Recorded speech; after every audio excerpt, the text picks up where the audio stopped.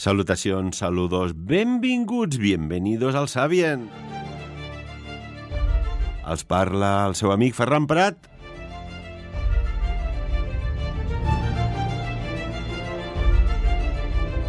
Vaya temazo que tenemos hoy, ¿eh? También quiero dar las gracias a la cantidad de amigos y amigas que nos siguen desde Estados Unidos, desde México, Chile, Argentina, Cuba también, Uruguay, centro y norte de Europa. ¿Hasta dónde llega Sapiens? Pues no lo sé, la verdad es que ya no lo sé. Bueno, quizás sí que lo sé, pero antes saludamos a nuestro analista, escritor, investigador, Tristán Castell de Pinós. Muy buenos días, Tristán. Buenos días, Ferran, de nuevo en La Brecha.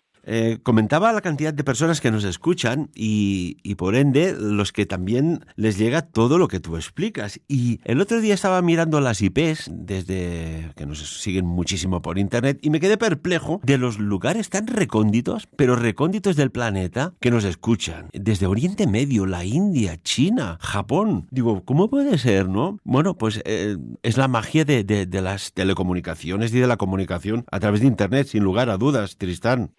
Desde luego. Bueno, tengo constancia porque he recibido correos electrónicos. Yo no sé, creo que habrás sido tú el que habrá suministrado a nuestros auditores interesados especialmente de Sudamérica y realmente estoy manteniendo, digamos, como una relación epistolar con algunos de ellos bastante intensa. Es decir, ahí puedo dar fe que sí que realmente que desde lugares muy alejados. Hombre, lo de China lo veo como más complicado, pero también tengo amigos chinos que hablan el castellano perfectamente, por cierto. O sea que lo mismo para allí tenemos una audiencia también muy especial.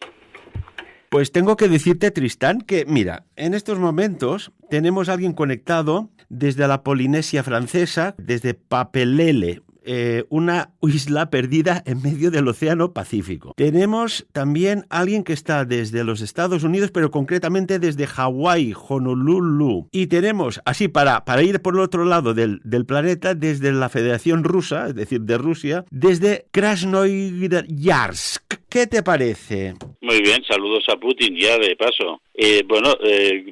Tenemos una presencia así tan absolutamente increíble en la Polinesia. Yo creo que el próximo programa que grabemos tenemos que hablar sobre el Kon-Tiki de Thor Heyerdahl y la isla de Pascua. Debemos empezar a hablar de temas de por allí. Bueno, la verdad es que cuando hablas de la isla de Pascua, el otro día precisamente hablaba con una persona que nos sigue mucho y siempre aporta algo de opinión de los temas, ¿no? Dice, oye, pero ¿cómo puede ser que en la isla de Pascua, en medio del Océano Pacífico al sur, hubiera una civilización, hubiera una cultura, hubiera vida? ¿Cómo llegaron allá? Pues mira, Tristán, recogemos un poco lo que has sugerido, más lo que nos dijo esta persona y lo tratamos. Pues bueno, que veas que nos escuchan de muchos lugares diversos y que gracias a Internet nos han conocido y hemos podido conocer gente extraordinaria. Es más, yo diría que alguno no era ni de este planeta. ¿Qué te parece? Bueno, yo soy un poco raro también, ¿eh? Yo siempre digo, no sé si soy medio reptiliano, o sea que lo mismo no soy de este planeta tampoco. Incluso un día ya comentaremos algo, porque quiero centrarme en tu libro, que es una maravilla, pero un día, normalmente Internet siempre falla contra el usuario, Internet falló contra quien nos estaba escuchando. Y por suerte lo había comentado a algunas personas y digo, oye, esto era allá a las 12:30 de la noche. Y digo, oye, mira, que aquel que te comenté un día que digo, hay alguien que está escuchando y la IP no marca quién es, qué raro. Digo, ¿tienes el ordenador en marcha? Dice, sí. Digo, ¿tienes trabajo en el restaurante? Y dice, no, ahora está tranquilo, que ya estamos recogiendo. Corre, ves a mirarlo porque ya sé quién nos está escuchando y monitorizando, evidentemente. Y se oye no voy a repetir la palabra, dice, qué fuerte, Ferran. Digo, ¿ves cómo alguien de un lugar que no existe nos está escuchando? Que marcaba una IP, una señal, pero, oye, si allí no hay nada, no hay ninguna isla, ninguna torre petrolífera, nada, ¿qué coño era eso? Pues allí lo supimos, Tristán. Bueno, vamos a hablar del libro de Tristán, de la editorial EAS, Los Esenios, la superación de la muerte. Tristán, haces mucha referencia al antiguo Egipto. Vamos a recapitular un poco, prometimos una segunda parte, pues vamos a ella, porque hay lazos, ¿no? Lazos cuánticos con Egipto. Bueno, es que sin esta historia previa de los pueblos del Nilo, vamos a ver los pueblos del Nilo, no podríamos llegar a lo que ahora conocemos como Qumran, pero que es un nombre original de digamos, de los que llegaron allí, guiados por Ajenatón, era Qumrland, o sea, había una resonancia, digamos, nórdica, Qumrland. Bien, pues no podemos entender qué pasó o qué debió pasar en Qumran, sino empezamos un poco por el descubrimiento absolutamente misterioso de un templo laboratorio, si no me he equivocado, he dicho laboratorio, en el Sinaí. Y eso fue debido a la curiosidad del eminente arqueólogo Sir William Flinders Petrie, que aparte, por cierto, de haber sido, digamos, el primer descubridor de una estela, la famosa estela de Nemta, en la cual hay una referencia extra bíblica del pueblo de Israel. No hay una referencia a que estuvieran esclavizados no sé cuántos años y no sé qué, y el José y no sé cuántos años de penuria y todas estas tonterías, sino hay una referencia simplemente a un pueblo que se llama Israel, ¿no?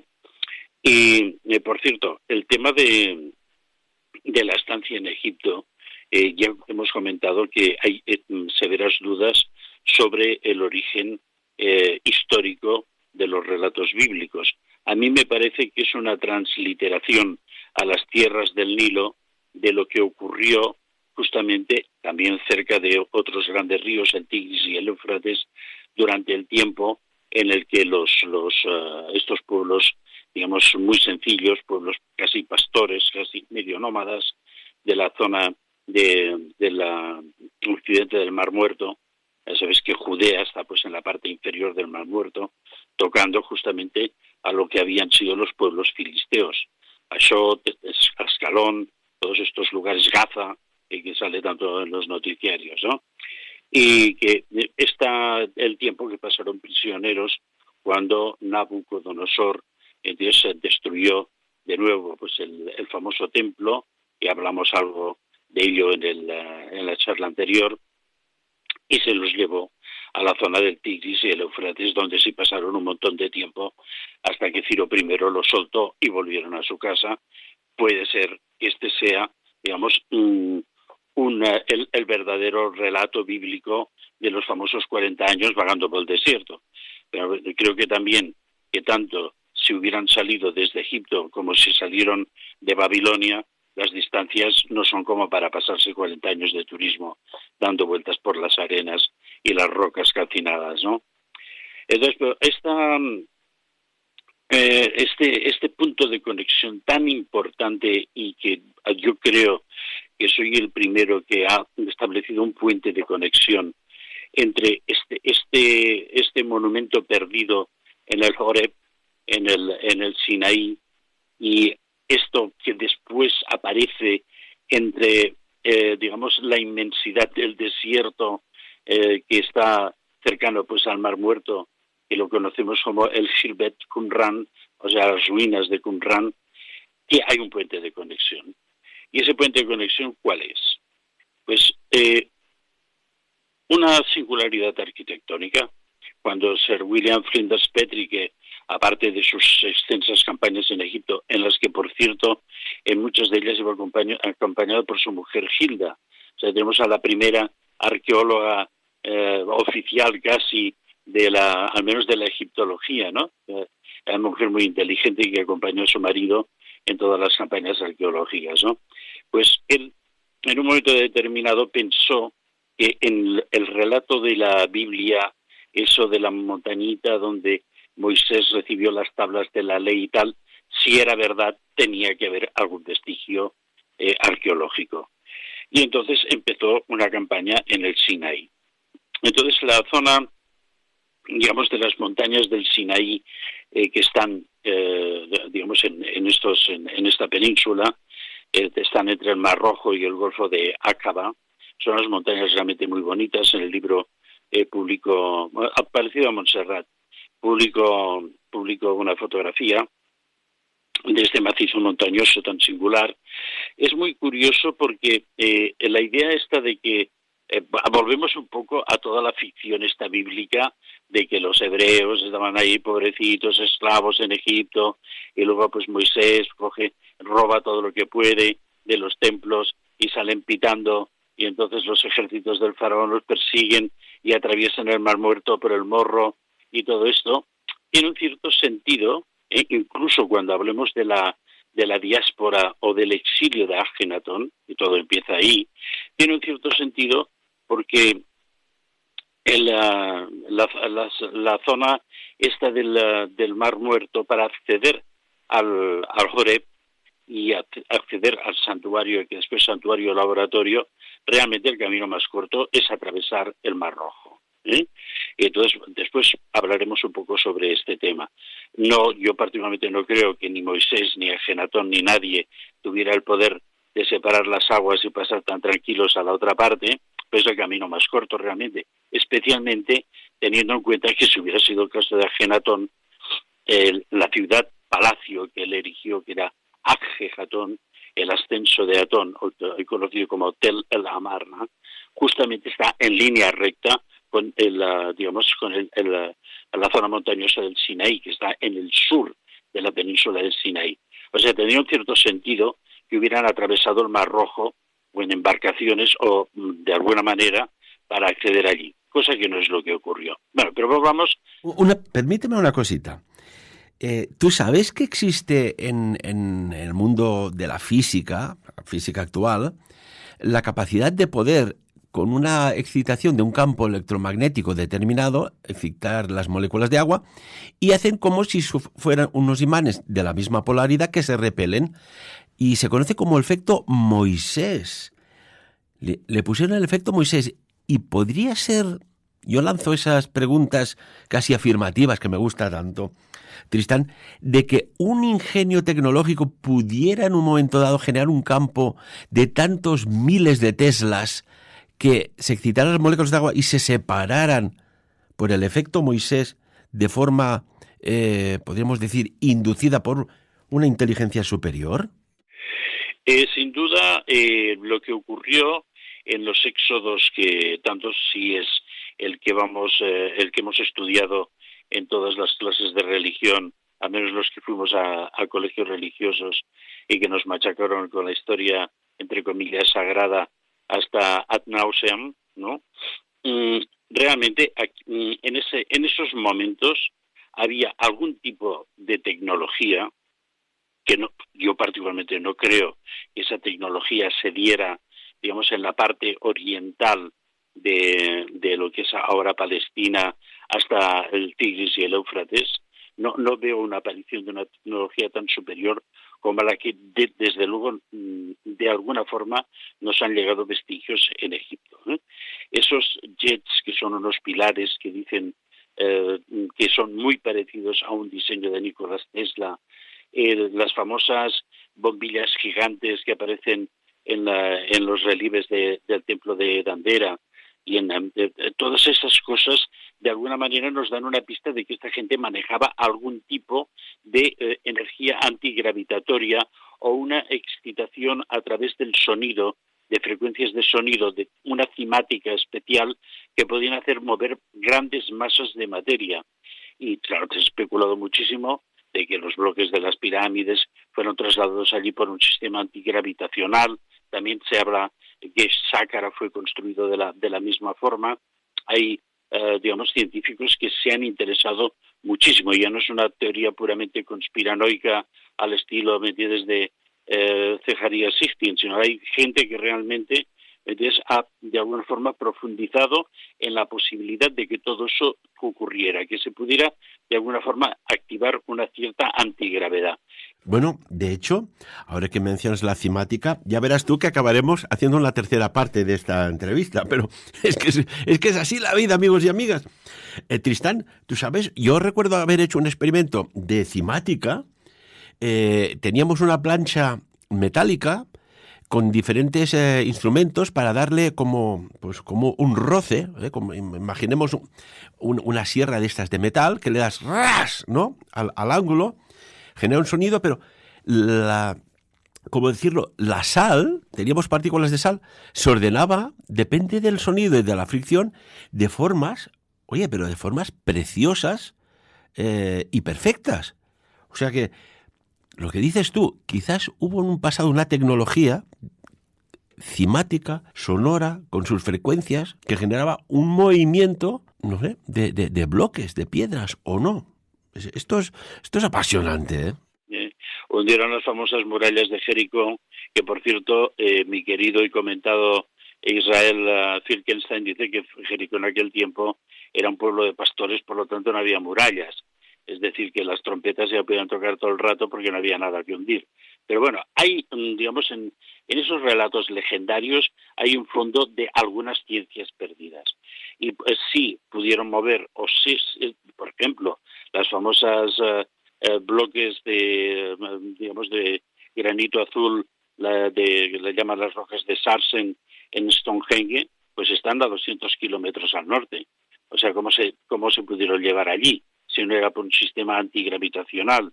Yo mismo, que visito muchos monumentos neolíticos, hay losas de granito colocadas en equilibrio sobre losas verticales que no se entiende cómo pudieron ser elevadas allí de ninguna de las formas, ni moviéndolas con mamuts, ¿ves? Porque aparte están colocadas con una precisión milimétrica sobre losas que muchas veces no son, digamos, no tienen cortes rectos, sino que son, digamos, puntiagudas, es decir, que todo se aguanta en un equilibrio absolutamente incomprensible. Por lo tanto, sí que pudieron ser. En el caso yo de Ajenatón, el tema que estudio de Ajenatón no es el camino que yo creo que ellos siguieron. Y tampoco creo que es el camino que el supuesto Moisés, que sería, digamos, Moshe, que hemos hablado que Moshe viene del idioma egipcio, quiere decir el heredero, el verdadero heredero del trono era aquel que había sido destronado, era Ajenatón. Y su tatarabuelo, precisamente, que está relacionado con este descubrimiento que vamos a comentar ahora, que era Tutmosis, en griego, que es Tot Moshe, el hijo de Tot. Tutmosis III, entonces fue el tatarabuelo de Ajenatón, ¿no? Pues bien, estamos de acuerdo en que aquí hay cosas en las que todavía hay que profundizar, lo cual me anima muchísimo a escribir un segundo libro sobre los esenios, que comentamos el otro día. Flinders Petrie se acerca pues al Horeb y tiene noticias de que en una de las cimas cerca de la gran, digamos, elevación, a la parte más elevada de las montañas, hay unos vestigios arqueológicos que no han sido excavados. Y se dirige allí y efectivamente en la cima de una colina encuentra una serie de ruinas muy extrañas y entonces, están absolutamente sorprendidos. Él en sus campañas en Egipto conoce perfectamente al detalle la singularidad de los monumentos egipcios y aquí se encuentra una singularidad entre las singularidades. ¿Qué es eso?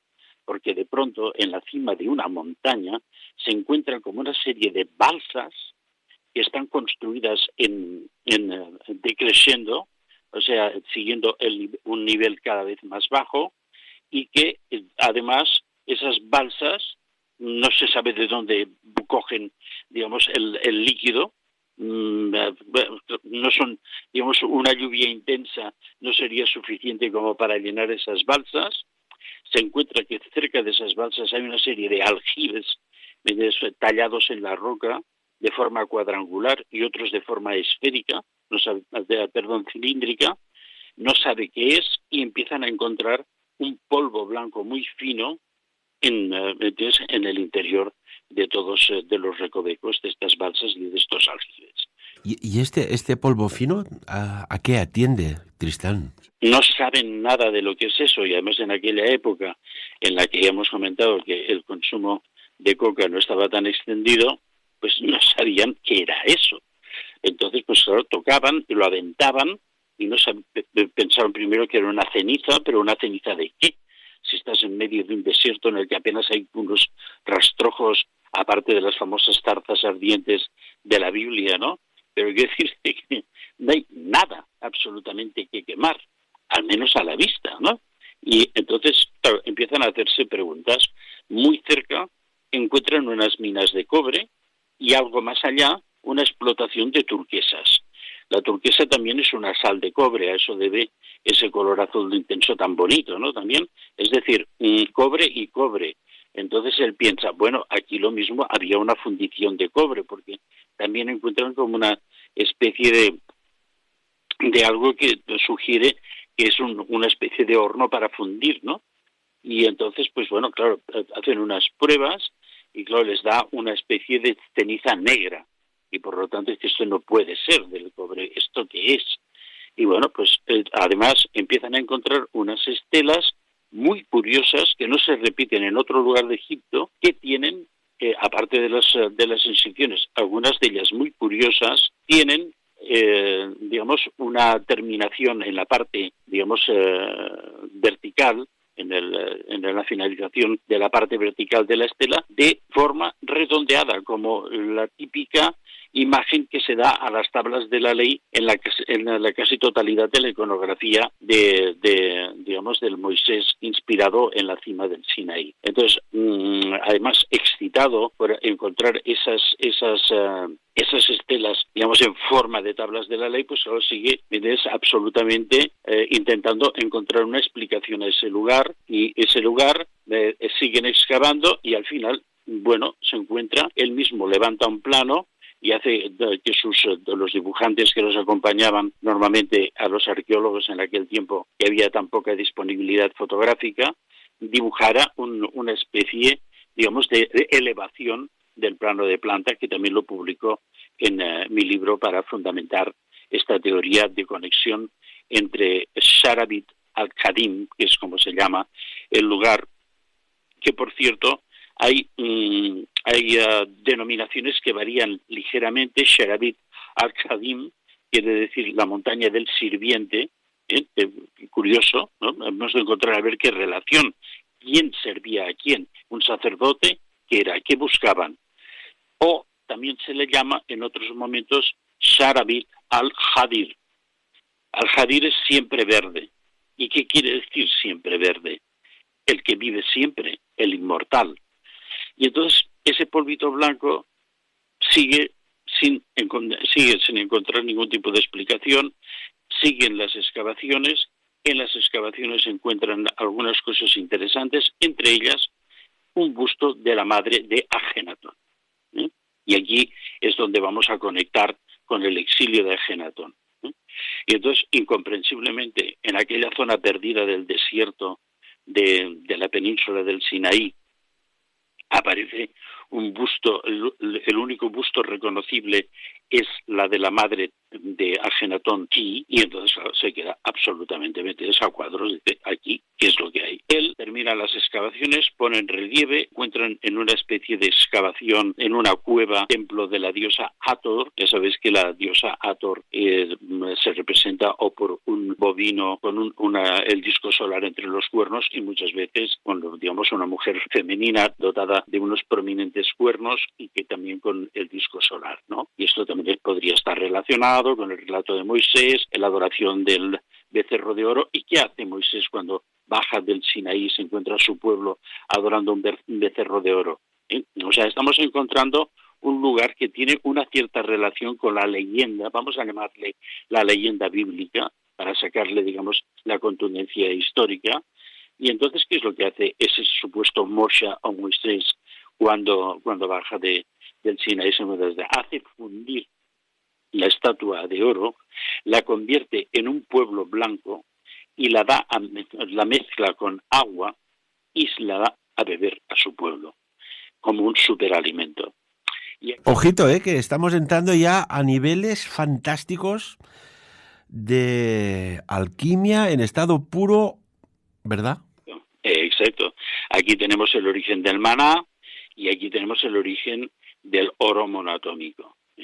Porque ¿para qué sirvió toda esa gigantesca estructura industrial, ese laboratorio al aire libre? Para una producción masiva de oro monoatómico, el alimento, el pan de vida, el metz de los egipcios, que se entregaba a los faraones, a las dinastías reales, como el superalimento, un extensor de la capacidad vital y un amplificador de la potencia conectiva áurica de esos personajes. Y siempre yo he pensado que hay una distancia terrible entre el genoma, digamos, del faraónico y el genoma del pueblo llano de Egipto. Eso algún día podemos hablar más extensamente sobre este tema, ¿no? Y entonces, pues, tardarán muchos años en darse cuenta de que lo que había encontrado Sir William Flinders Petrie era el laboratorio del oro monatómico. ¿Te parece que ya que estamos en la frontera entre el tiempo real y el tiempo pasional, que todos estamos aquí escuchándote, Tristán, emplacemos ya una tercera capítulo de este misterioso libro que has publicado sobre los esenios? Sí. El tema del oro monatómico, creo que tú lo has tratado también en alguno de tus programas también, es un tema muy importante. Y claro, la producción del oro monatómico, no sé si tenemos un poco de tiempo, porque claro, hay muchos misterios. Es decir, por ejemplo, volviendo al tema del cruce del Mar Rojo. En 15 segundos. En 15 segundos. Pregunto, si Moisés, según la leyenda bíblica, va a la zona esta del Sinaí, porque en la fuente famosa que nace, porque se ha descubierto que en 15.000 kilómetros alrededor hay un acuífero subterráneo de agua fósil. El Instituto Weizmann de Israel descubrió hace unos años que el desierto del Sinaí está sobre lo que llaman los raptomantes y los tauríes, una cúpula de agua, es decir, un agua que no es de origen kárstico de filtración atmosférica por la lluvia, sino que viene directamente de las capas internas de la tierra. Y resulta que en la parte norte del Sinaí, sí, Moisés o quien fuera, yo creo que Ajenatón, hay otros autores que también piensan que el famoso Moisés era Ajenatón, o al menos era un gran seguidor de Ajenatón, pasan por el norte y se encuentran con un lugar donde el pueblo que llevan abreva su sed, satisface su sed, y que actualmente se conoce como Ayun Musha, es decir, la fuente de Moisés. La fuente de Moisés. Tristán, vamos a por una tercera parte, porque también me gustaría, ya que hablas de Akenatón o Ajenatón, como tú lo dices muy bien pronunciado, Ajenatón, que habláramos de su extraña, podríamos decir, morfogénesis, una forma de cuerpo un tanto misteriosa, sospechosa, o simplemente que hubo alguna anomalía genética.